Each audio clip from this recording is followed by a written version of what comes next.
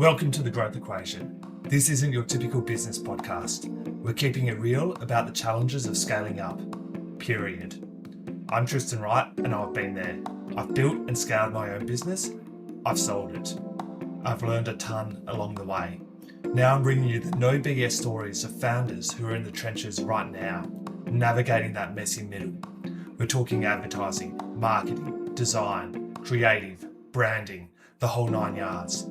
Doesn't matter if you're a solopreneur or running a team of 100. Everyone's got a secret sauce, that thing that makes them different, better. We're going to uncover it. So grab a coffee and let's get real.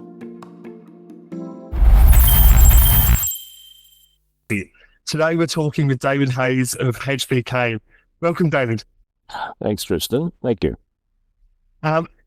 I'll throw it to you, mate. Tell us a bit about who you are and your journey. So we had a chat last week, but yeah, I'd love to hear your story. Sure. Look, I've been started off on the creative side of the advertising industry.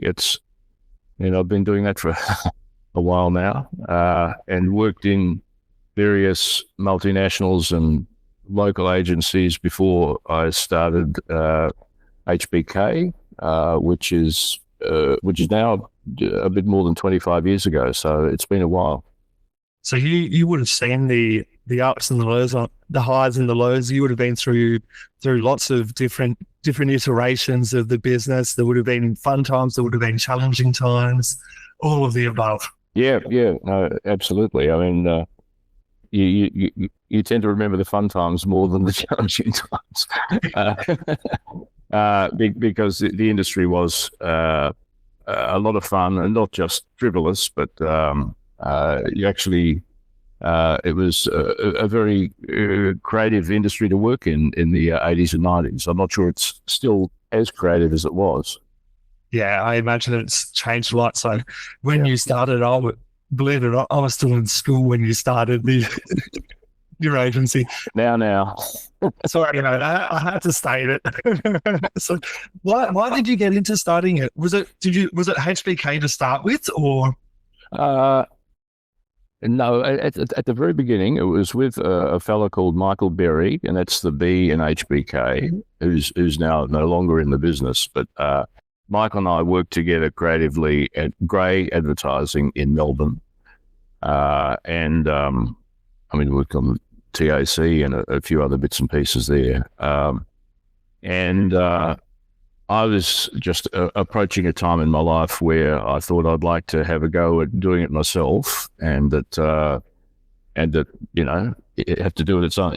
You can't wait forever. It was that sort of thing, and we started with a few freelance projects, and sort of borrowed a little bit of money and made it work for about 6 months before we got an ongoing piece of business, and then another, and it sort of went from there.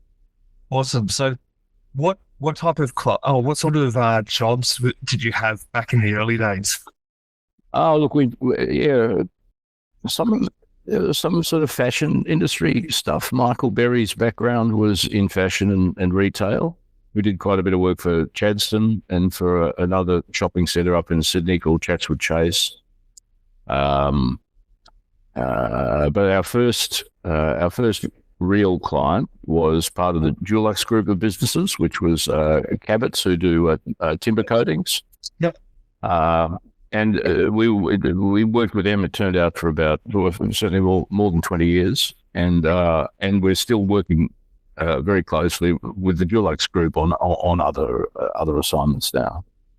It's like 20 years is a long time to have a client. Yeah. So yeah. What's the secret sauce to being able to stay with the client or have a client for 20 years?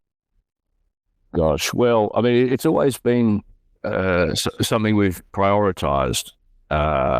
And I think if it's fundamentally the way you want the business to run, then you organize things accordingly. I think, I've always thought that relationships are just so important. I mean, if you've got a good relationship and you're doing good creative work that that helps their business, you should be able to keep it going. There's always bumps in the road. There's always, I think while we had the Cabot's business, there were probably about 4 or 5 different marketing managers came and went. And so you've got to navigate those. 1 or 2 of those were difficult, but we got through it. But we've had quite a few clients for more than 10 years. I imagine there's often competitors sniffing around and trying to get in and undercut us so they've got better creative or can get better results as well. Well, yeah, there probably are. Look, I think that probably happens more on the more obvious, big sort of the big glamorous brands, and Cabot's wasn't one of those. So eventually it moved because there was a change in marketing manager, which is often what happens, and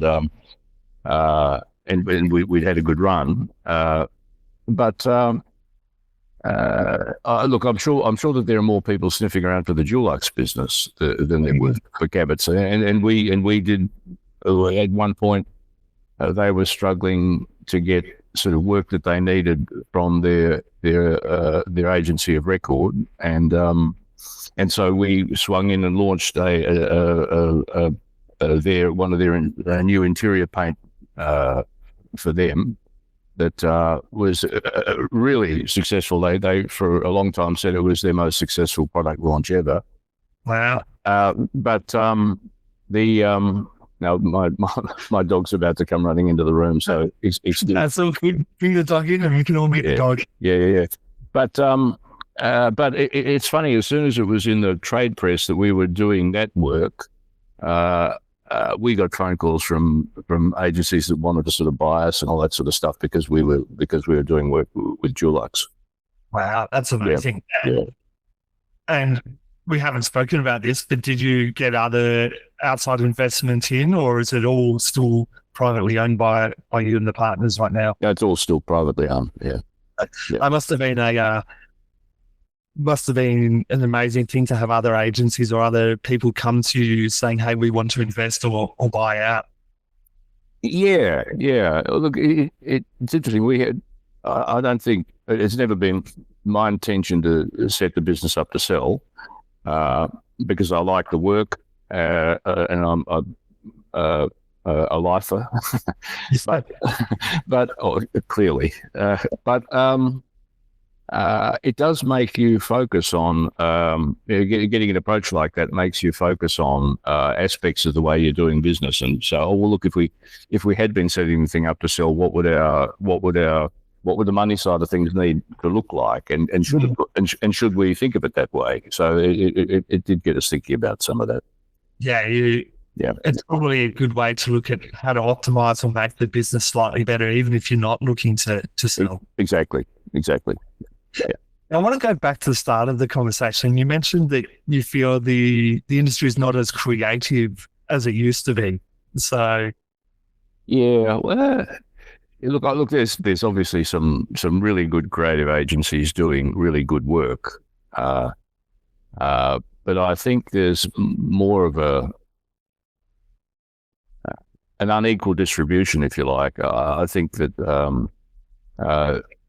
there used to be in Melbourne a lot of good, solid, medium-sized agencies that were all doing good work, and quite often, the bigger agencies back then tended to be seen as sort of safe pair of hands, but not necessarily as interesting as the smaller agencies. Yes. And I think that just the nature of the market has changed a bit. I think there's some big, obvious banner agencies that are known for doing really good work, and long may that continue. But I think, we're obviously sort of getting into talking about the effect of digital advertising on the industry. Yeah, and that has had a huge effect. Yeah. I don't know if you're seeing it, but traditionally an agency would be full service or closer to full service, and now there's a lot of point solution companies that will just focus purely on meta ads or content, but they're not actually considering the whole gamut or considering the brand or the creative across everything. Are you seeing that, or how are you managing that? Well, look, we've always tried to provide full service, and for most of our clients, we do. We don't buy traditional media, but that's about the only thing we don't do. And I mean, our view is that the more coordinated marketing effort is, the more effective it'll be. So that if you've got all the different pieces sort of working together and complementing each other rather than competing with each other, you'll get a better outcome. So we do a lot of digital marketing. We do a lot of very high-end digital, almost technical work with e-commerce builds on a large scale,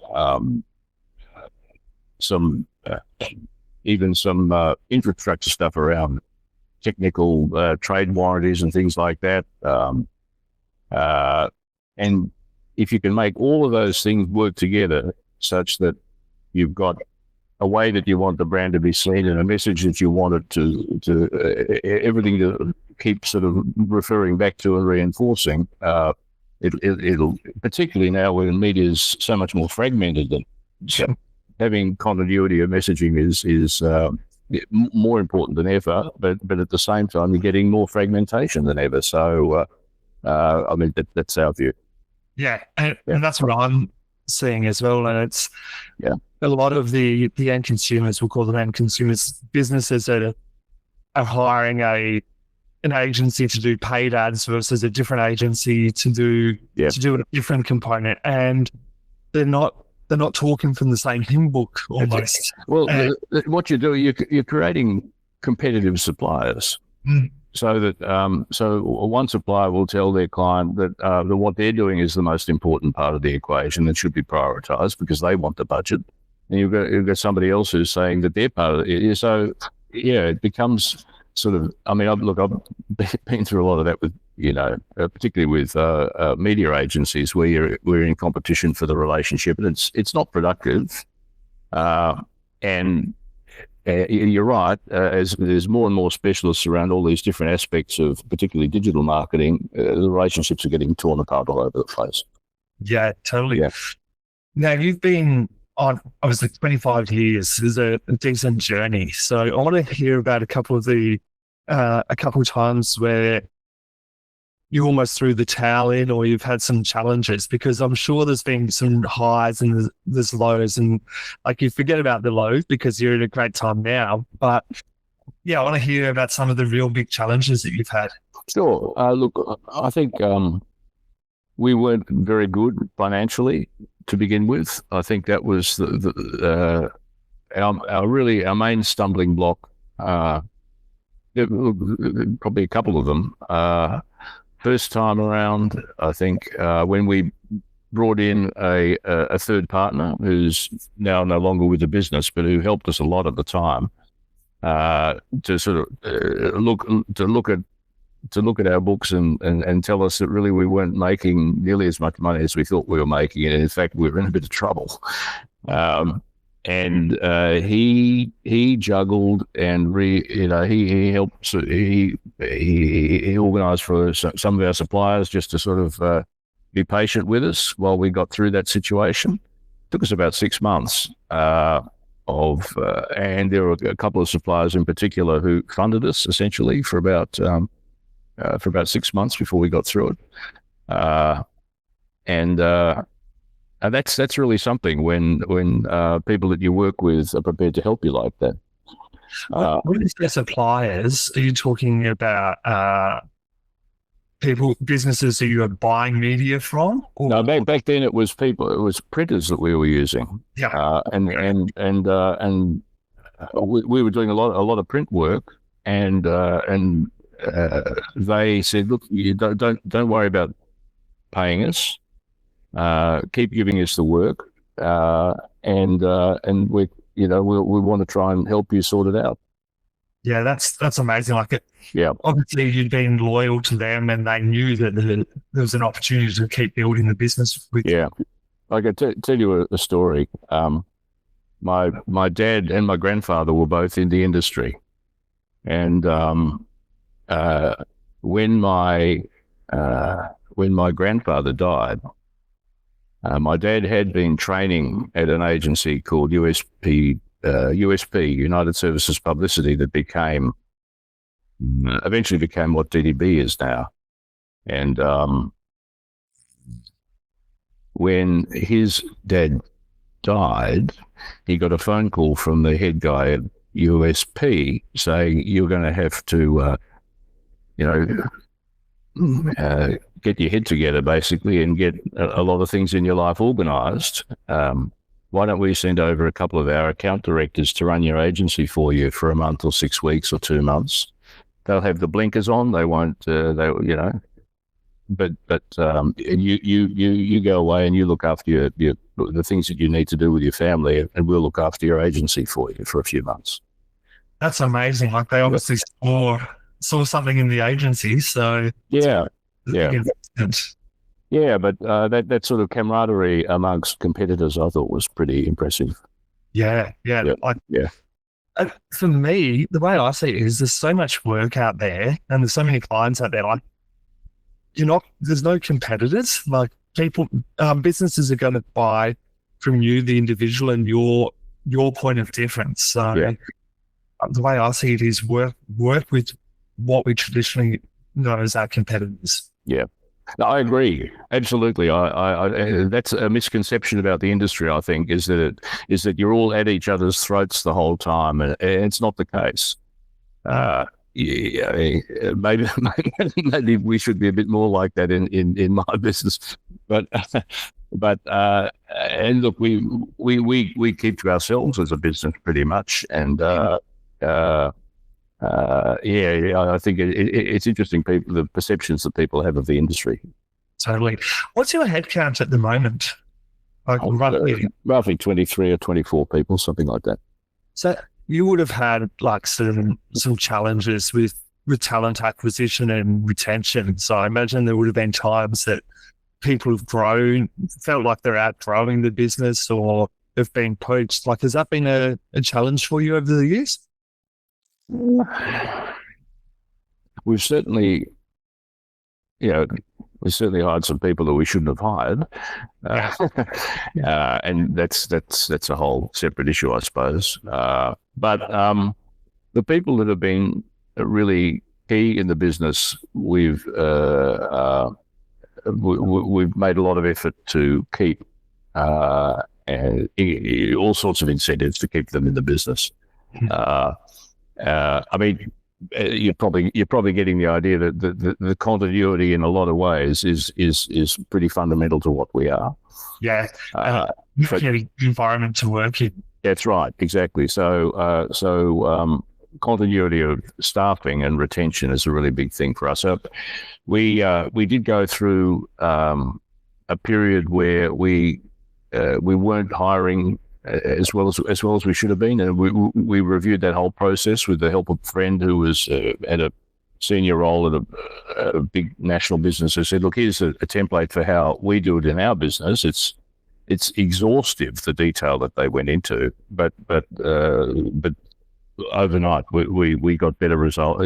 Just much better results. I'd say we're about twice as good now at hiring as we were.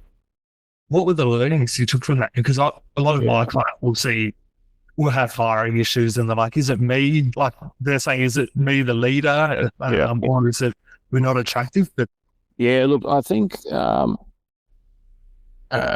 for us the issue was really whether person that we were talking to was really going to deliver in the way that they were presenting themselves. I mean, were they? Everybody presents this sort of, the ideal version of themselves in an interview situation. So is that real? Are they going to actually be the person that we want and need in the business? And I'd have to take you through this particular hiring process, but it's basically this really rigorous way of working out whether they're for real or not. So is it like a set of questions? Is it tests? It's questions, interviews, structured interviews. Yeah. No, it's not just going on gut feeling. It's actually having a form of questions. Exactly, there's a real structure to it, and it was gut feeling that was bringing us undone. Yeah. And what about personality profiling? Is that involved with it? No, it's not. No. I know what you're talking about, but no, we don't do it. Yeah. So you've got a set of questions that you have to ask each individual. You've got that structure for each individual. And we I suppose we kind of stole the process. It was proprietary, and it was sort of snuck to us under the table, and we've changed it over the years. We've been doing it for about 10 years now. You've implemented and defined it. Yeah. But we keep it. We shouldn't talk about it too much, but that's what it is. Yeah. I'm not asking you to go into the secret sauce detail, but like at the end of the day, having a structured set of questions isn't anything groundbreaking. Like a lot of businesses, there's a lot of processes around that. It's just actually making sure you implement it and follow the process. Also, I mean, this is really exhaustive. This is about an hour and a half process, and there's a couple of rounds. And look, to be honest, I don't think we do the whole process. I don't think we spend as much time on it now as we did initially. Because for most people, it'd be off-putting. You'd look at it and go, "Gee, we really have to spend that much time talking to these people to work out whether they're any good or not." Especially if you're used to doing it on gut. It's actually the depth of it that's the work. Well, imagine the cost of hiring the wrong person. I guess you've got to invest time up front. Yeah. Like it could be tens of thousands, if not hundreds, if you. No, you can lose clients over that stuff. Yeah. And when we have an expectation that we'll keep clients for 5, 10 more years, then start to think about how much money that is. Yes. Imagine a client. Let's just say an average client. I'm not sure of the size of yours, but like a $10,000 a month client, 120 a year times 5 is 600,000. Yep. Imagine if you lose them at year 2 out of a 5-year average lifespan. Yeah, that's hundreds of thousands. That's just by hiring the wrong person. That's right. Exactly. Yeah. So it's worth putting in 3 hours up front as opposed to 30 minutes into the process. Yes. Yeah. Exactly. Yeah. I've got a client in New South Wales. He's got a binder with a process like this. It's not. He doesn't have it online. He got it 15 years ago, and he just follows through that written process every single time. We've been working together for 4 years now, and he's not made a wrong hire at all because of that process. Yeah, it sounds very similar. Yeah. So across the entire business, like we're just talking hiring here, but if we think about it across the entire business, having a process that is proven and followed makes sense for your entire business. Like if you don't have a process, that's where you're going to get undone. So I imagine 25 years you've built out pretty solid processes. Like being creative, originally you would have hated processes. Yeah, look, and the truth is I probably still do. No, I mean, to be fair, I think that's been really what we've looked for in the people that we've surrounded ourselves with over the years is people who can do all the things that need to be done that we're not good at, and that's pretty fundamental. That's pretty fundamental. Yeah, don't hire people that are the same as you. Look for the gaps. Yeah, exactly. Yeah. So, how do you measure success? This is a total different thing. Like business-wise, personal-wise, how are you measuring success for you? Business and personal are probably two separate things. I mean, they're complementary. Yes. If there's a Venn diagram, there's a fair bit of overlap. For me, anyway, because advertising's always been what I've wanted to do, and I probably think of it as being, part of who I am, really, which probably sounds weird to anybody that's not in the industry, but anyway. But I do think that having a business for the long term where the culture's really good and a place where, I mean, it's a long way from being a sweatshop. People, there's some stresses from time to time, but people, I think broadly, it's a pretty good place to work. And you mentioned culture 5 minutes ago. That's all part of what it's all about, is producing something that feels like it's actually decent, if you like.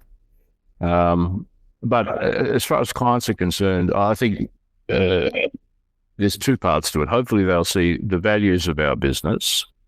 And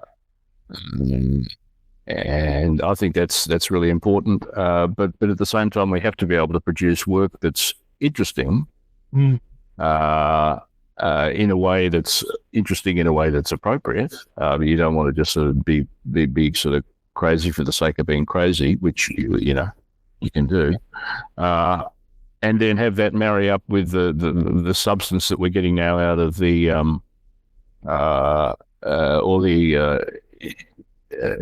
or the measurable stuff that we can get out of digital advertising, and make a really kind of a compelling sort of story. Yeah, amazing. So think of 2019, so 6 months before COVID, compared to today. What are the changes that you, HBK, have had to go through, whether it's being more responsive, faster turnaround, office structure? Well, the working remotely thing is obviously the main thing, and I'm sure everybody says that. And our business is entirely collaborative, and it works much better when people are face to face. And so we've got people back in the office now Tuesday, Wednesday, Thursday, and we've said that we'd like to have people back in the office one more day a week, because the more of that there is, the better it is. In all sorts of ways, not just productivity, but also I think as part of the same phenomenon, people's communication. People tend to sort of rely a lot more on email and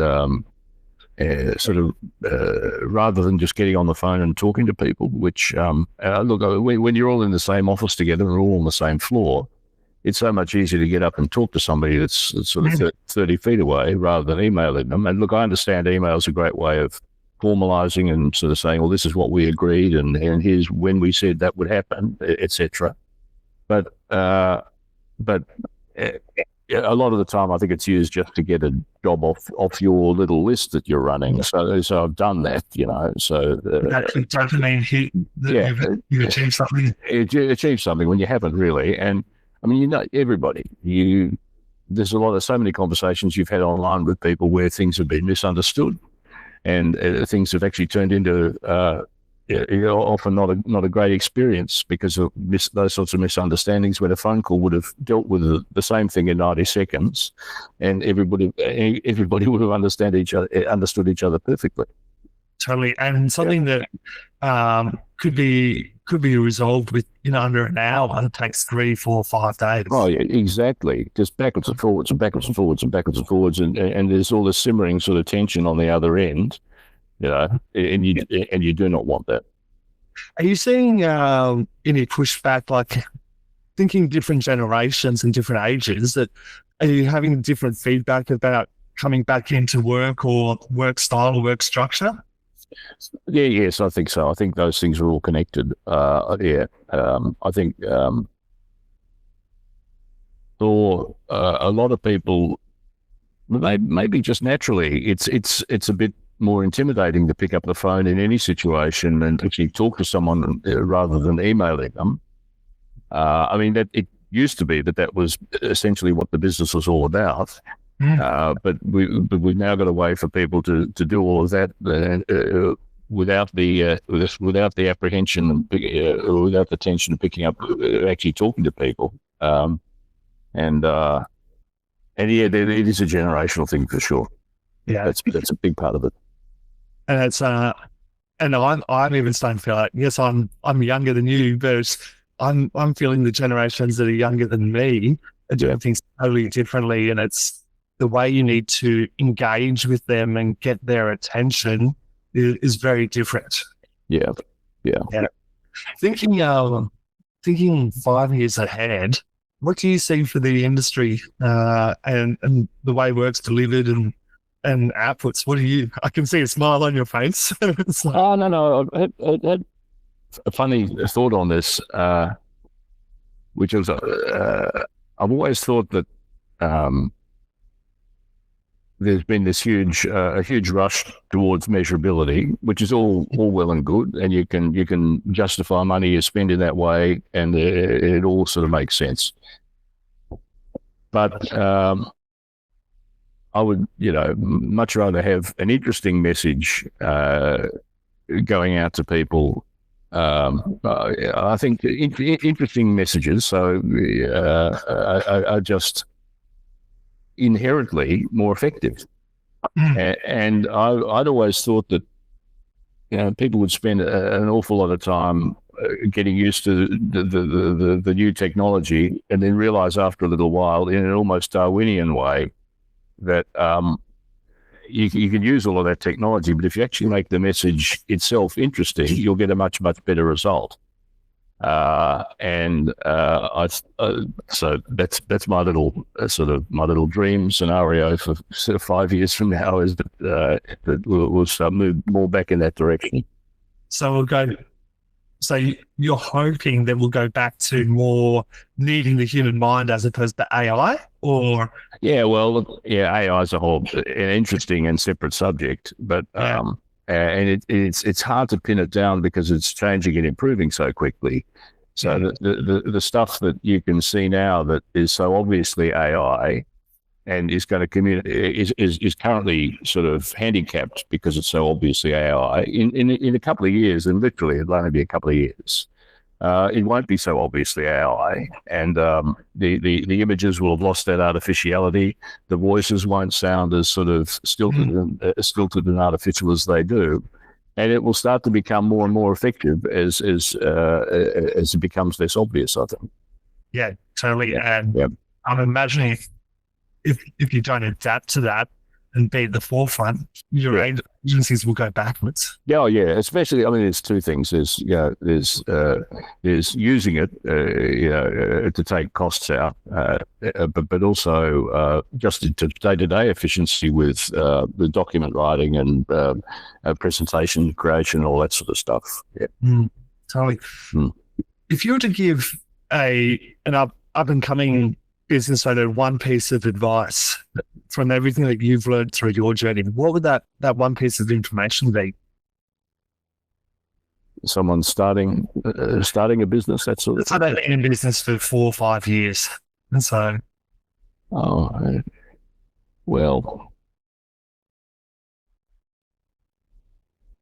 hopefully at that stage they love what they do already. So, and that's not something that you can create, but.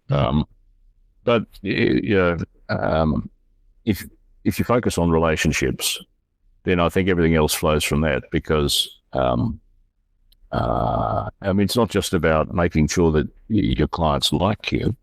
You could say even more important is that you're doing work that's really working for them. So good relationship implies good creative work. So that's as far as advertising is concerned. If your question was broader than that, and about businesses more broadly, it'd be just make sure you got the money side of things worked out, and you cannot have too many good people on the finance side of things, because you could be in a very dark place and not even know it. It's amazing. Like, there's so many agencies that are getting great results for their clients, but the owners have got no knowledge around finance. Like they've got year 11 level of knowledge, and they're managing multi-million dollar businesses, and they don't know if they're in debt or if they got correct cash flow. Yeah. We have financial skills are overrepresented in our business. Let's put it that way. Yeah. And not with me, right? I'm sure it wasn't always that way. I'm sure like a few years back, like you were underrepresented with financial skills. Oh, early on. No, it was after that first wake-up call, which is about 3 years into the business. So it's a long time ago. We have really loaded up with financial help. Amazing. Yeah. And if people wanted to get in touch with you just to have a conversation, what's the best way to connect with you? Email's fine. Or even a phone call's fine.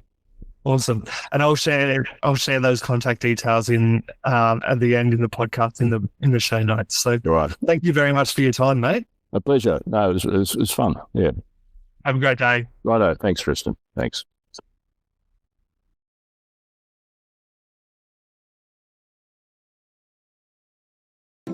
That's a wrap. Thanks for tuning into The Growth Equation. If you've enjoyed the show, hit that subscribe button and leave a review. It helps us big time. Catch you next time. And if you want more, head over to evolvetogrow.com.au for show notes and exclusive content. And if you want more, head over to evolvetogrow.com.au for show notes and exclusive content.